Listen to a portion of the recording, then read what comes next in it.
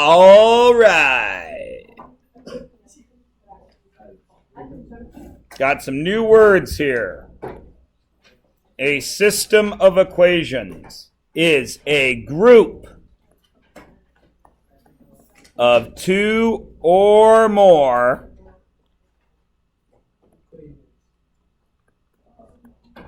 equations which may or may not share a solution. Now, these things have a real-life use that there's no point explaining to you until you understand how to use just the X's and Y's. So before you start in with the, when am I ever going to use this in real life horse crap, wait until you understand it. Okay? A linear equation. Think back. What is a linear equation? Right. Is an equation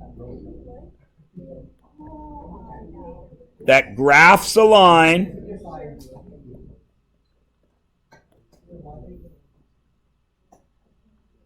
whereby the change to the IV results in a repeated constant change to the dV. And just to remind you of what that is, that's this situation.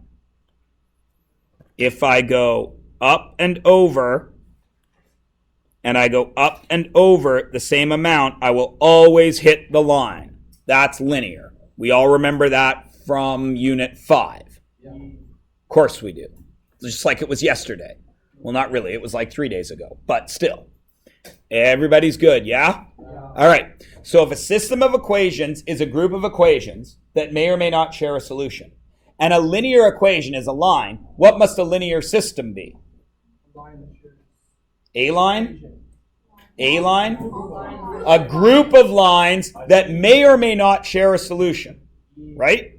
So a linear system is a group of two or more linear equations which may or may not share a solution. Now, what does that mean? Since they may or may not share a solution, we're going to try and solve them. To solve a linear system means to find the values of IV and dV that work in all equations in the system. Okay? And dV that work in all the equations in the system. Everybody cool? Yeah. All right. There's 3 ways to solve these things. If you have already done grade 10, you should have already seen them, but this is something that some grade 10 teachers didn't bother doing anymore.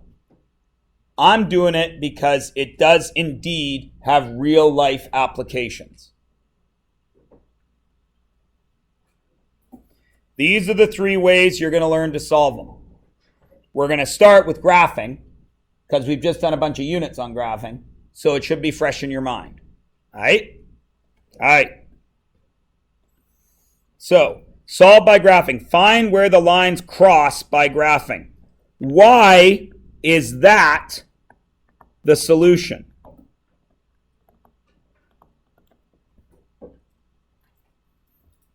So here's what it would look like. There's a red line. Zoop.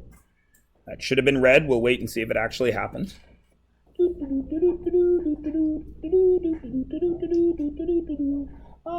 Nope, of course not. There's a red line, whoop, and a blue line, whoop. They cross right there. Why is that the solution? What makes that the solution? What do you know about that point? They share a solution. It's an x and a y, yes? Right? And is that x and y on the red line? Yeah, it is. Yeah, so that means it's a solution to the red line. Yeah. Is it on the blue line? Yeah. So it's a solution to the blue line. So since it's a solution to two different equations, it must be the solution to that system. Amber, I'm going to let Ekdeep explain it because I just explained it the best way I know how. So if Ekdeep gets it, maybe he can put it in better words for you. I'm going to wait a moment.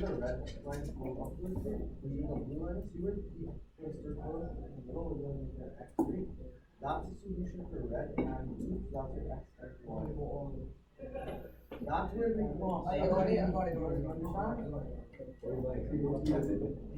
Okay. All right. So if you are going to solve these by graphing, you got to graph them. The easiest way I think to graph is to use slope-intercept form. But I've also taught you three other ways to graph. So you can use any of those three. Okay? But for teaching purposes, because the point of a system is to see they're going to cross, they're all going to work with slope-intercept form. Okay? Because that's the point I'm trying to make. So remember, M represents slope, B represents the y-intercept. So the first thing we do is we graph each line. All right? Now this is key.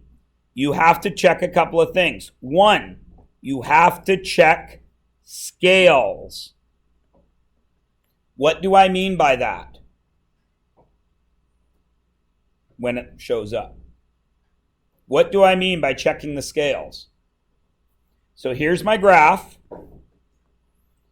and I've put one line on it. Right. If this is 1, 2, 3, 1, 2, 3, but then I put a second line on it, and I had to change it to halves, then this is going to give me a weird answer, isn't it? You have to check the scales. Make sure they are both graphed properly. Yeah?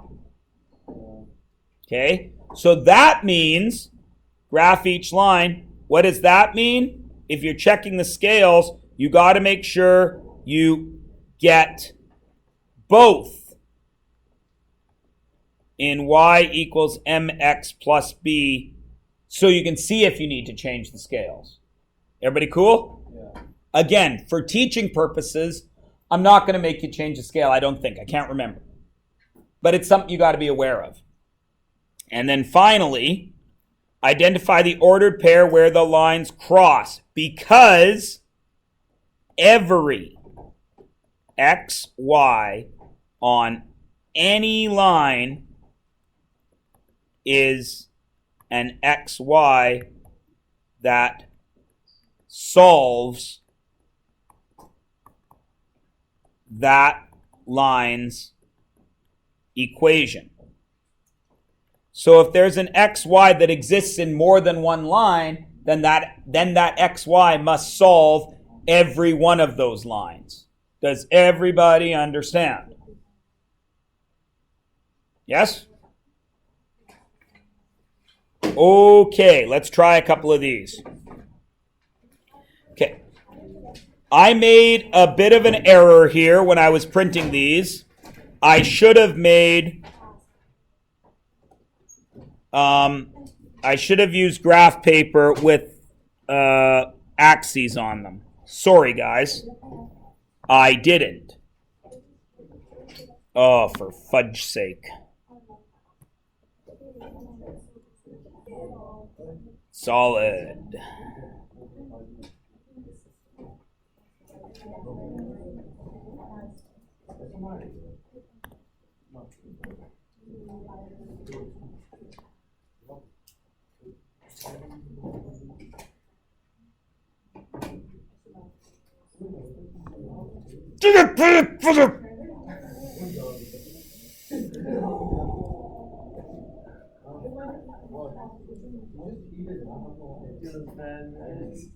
More aggressive than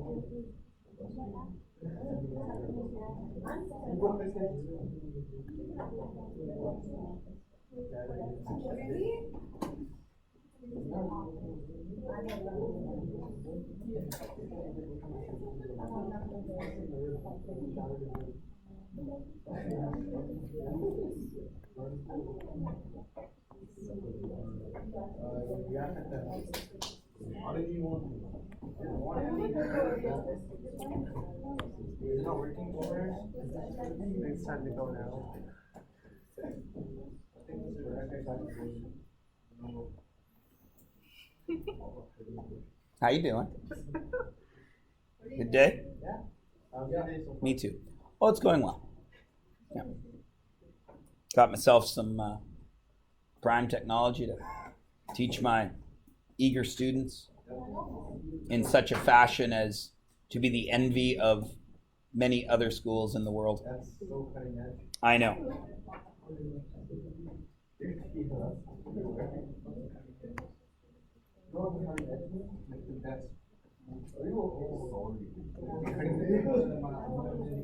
So,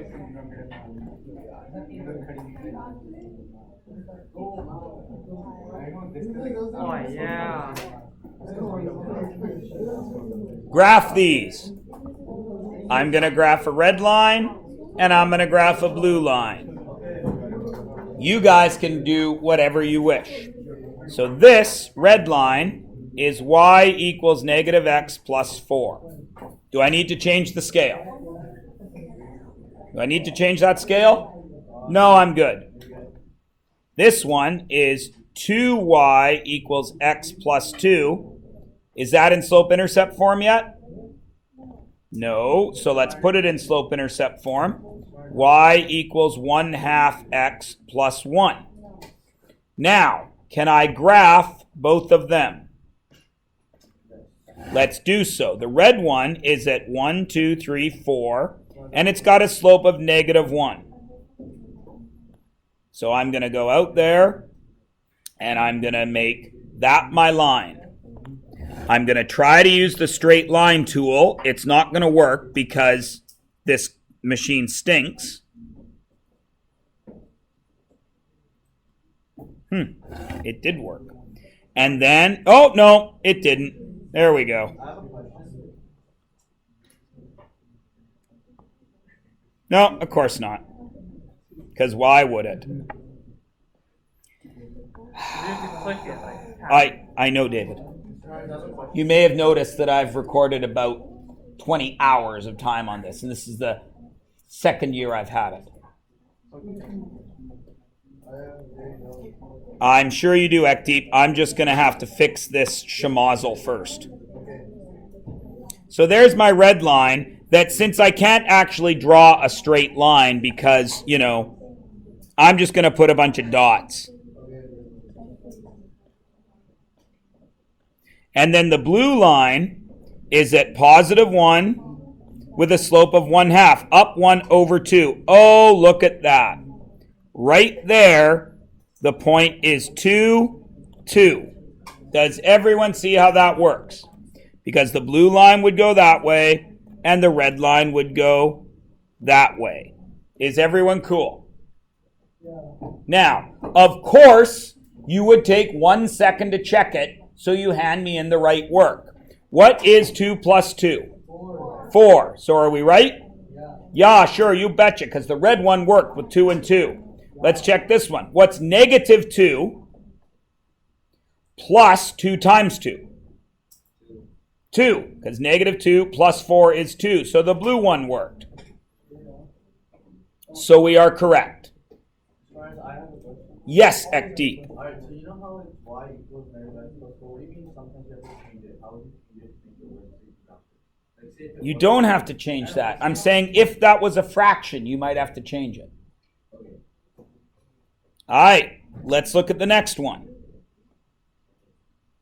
What's my first thing I need to do? I should convert them so I can easily graph it. Again, I'm going to use red and I'm going to use blue. The red one first. 3x minus 2y equals 12. Negative 2y equals negative 3x plus 12. Y equals 3 over 2x minus 6. Can everybody do that? I hope so, because we've just done 2 units on it. This one, 2x plus y equals 1. Y equals negative 2x plus 1. And there's the other one. Now we graph them.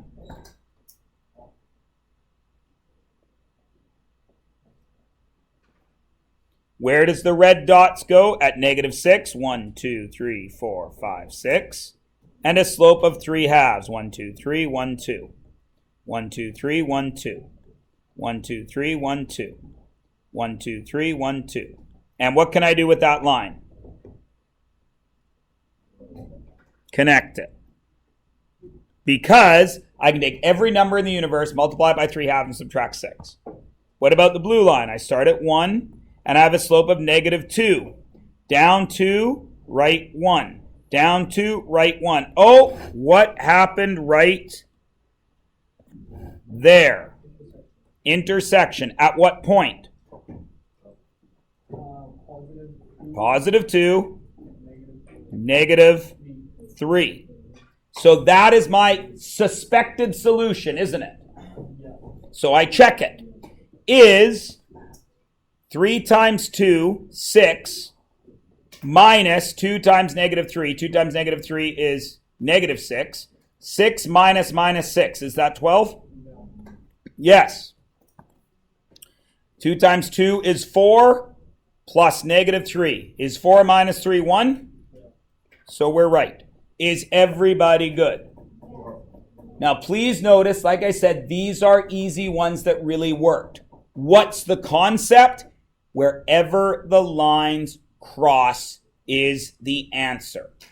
Why is graphing a bad way to solve these? What happens if the line crosses there? It works, it still gives a solution, but what's wrong with that solution? It's a decimal. We don't know it exactly. In math class, the concept is you would tell me that answer and you would say it's about 6.5 and 3.5, correct? No problem in math class. I'm happy with that. What happens if you're actually building something or you're actually working with actual real life? Is it okay to say it's about 6.5? You need an actual answer. So sometimes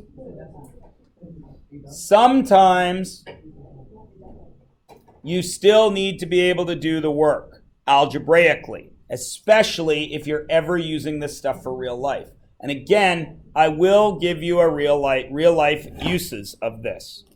Now, let's go to the last one. The last one is here for a reason. It's not here to mess you up. It's here to prove a point. Okay? So what I'm going to show you on this last one is not something you need to know how to do for grade 10, but it applies to this concept. Okay? So first of all, I'm going to put on my coordinates, or my axes. All right, now, I'm going to do a red one, and I'm going to do a blue one. Now look at that red one. That's got something weird there, right? Do any of you know what those weird lines mean? No? Good, that's the point. So, right now, all you could do with that is graph the blue one, right? Well, let's graph it.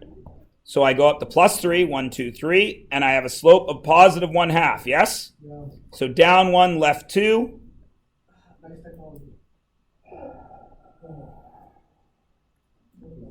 Up 1 over 2, up 1 over 2.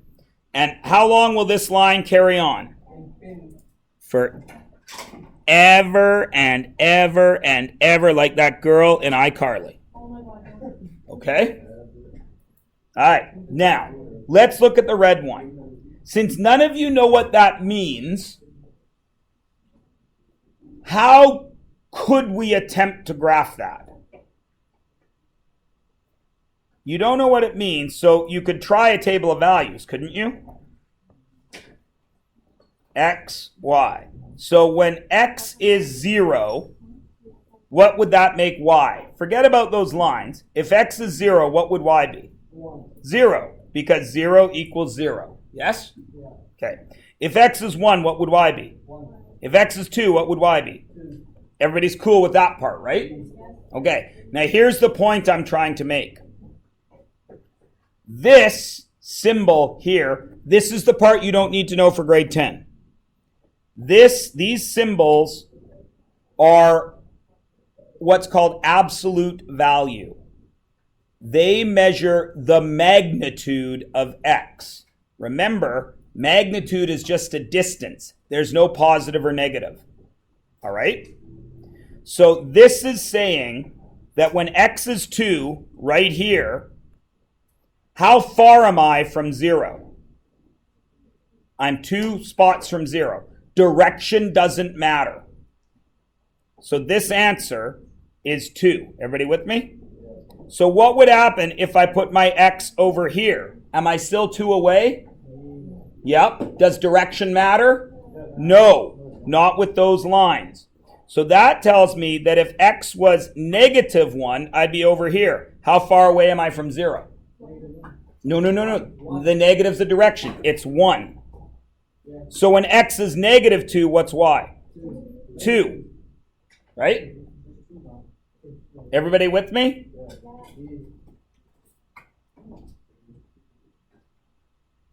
Everybody good? Okay, so let's graph this. 0, 0, no problem. 1, 1, 1, 2, 1, 3, or 3, 3, 4, 4, 5, 5, 6, 6, 7, 7. Yeah? Everybody cool? And then what's going to happen this way? The exact same thing. And I'm going to get this V action. Now what do you notice about that V? It hits the line twice, which means how many solutions does this system have? 2. What are they? What's this point? -2, 2. We know that works. It's right there, yes? Right? What's this point? 7, 7. And we know that's going to be the same because if X is 7, Y is 7, right? Then we check on the other one. -1 plus 3. Is -1 plus 3 2? Yep. 7 and 7. 7 times a half is 3.5, yes? Plus 3. What's 3.5 plus 3? 6.5. 7, 7. Does 6.5 equal 7? No. So what has gone wrong here? Did I graph it right? Or did I make a mistake when I did my graph? What happened? The graph was long and I sketched it, right? And what happened to me? I got a wrong answer that I caught because I checked. Everybody with me? I checked by plugging it back into the equation. The real answer is 6, 6. So this is where they should have crossed. But in my sketching, they got off target because I didn't use a ruler, right? So I have them crossing. I have them crossing at 7, 7. I did all my work correctly, but when I checked, I saw I got the wrong answer. So would I hand this in? No, you got to double check. The real answer is 6, 6. Is everybody cool? Well, because half of 6 is 3, and 3 plus 3 is 6. 3 plus 3 is 6.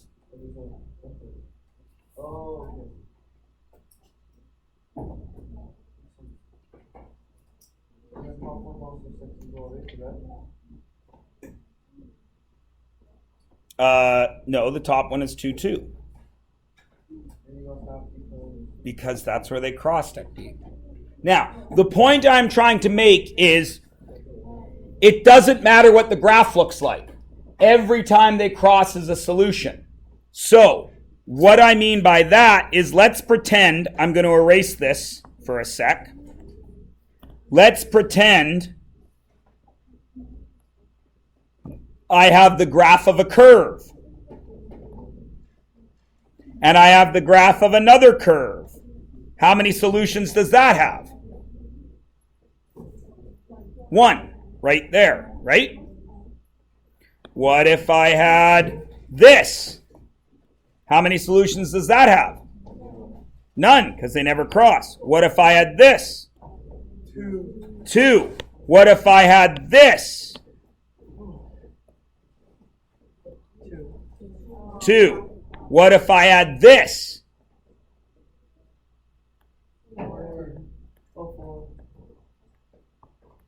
That's the point I was trying to make with that V. You don't have to know how to graph that V, but you do need to know that it doesn't matter what the graph looks like. If they ever cross, you have a solution.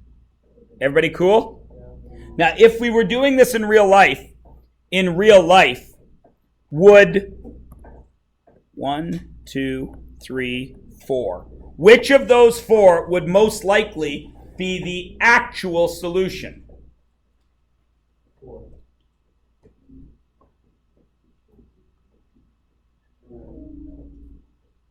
I'm going to wait till more than one person gives me a guess. 2.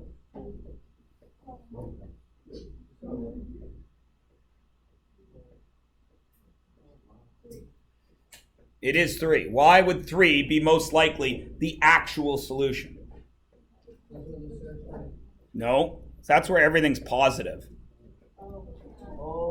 Right? Do you understand what I'm saying? Mathematically, this system has 4 solutions. But if I'm doing something in real life that graphed these lines, most likely I can't have negatives, can I? Do you understand what I'm saying? Everybody with me? Okay. I'm going to shut up. There is your practice on graphing. It is page 231 in your books. That is your homework.